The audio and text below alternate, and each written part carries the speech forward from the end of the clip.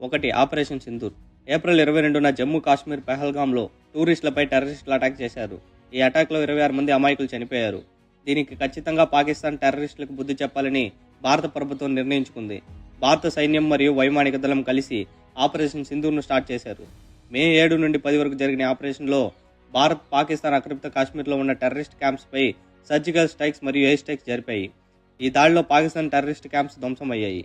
ఇది పూర్తి స్థాయి యుద్ధం కాకపోయినా 1971 తర్వాత ఇది ఒక అతిపెద్ద మిలిటరీ కాన్ఫ్లిక్ట్గా నిలిచింది. పాకిస్తాన్ మిలిటరీకి సంబంధించిన మేజర్ ఇండియాకి కాల్ చేసి సీజ్ ఫైర్ కోరడంతో మే 10న ఆపరేషన్ సింధూర్ను ఇండియా స్టాప్ చేసింది. ఈ ఆపరేషన్ సింధూర్ వల్ల భారతదేశం మిలిటరీ వ్యవస్థ ఎంత స్ట్రాంగో ప్రపంచ దేశాలకు తెలియజేసింది.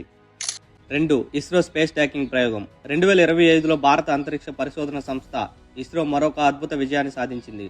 అదే స్పేస్ ట్యాకింగ్ ఎక్స్పెరిమెంట్. అంతరిక్షంలో 2 వేర్వేరు శాటిలైట్స్ ఒకదానితో ఒకటి అనుసంధానించడం, డాకింగ్ అనే కష్టమైన ప్రక్రియలో ఇస్రో విజయం సాధించింది. ఈ టెక్నాలజీ వల్ల భవిష్యత్తులో శాటిలైట్స్కి అంతరిక్షంలోనే ఇంధనం ఫిల్ చేయడం సాధ్యమవుతుంది. అలాగే చెడిపోయిన శాటిలైట్స్ని రిపేర్ చేయడం, రీప్లేస్ చేయడం కూడా ఈ టెక్నాలజీతో సాధ్యమవుతుంది.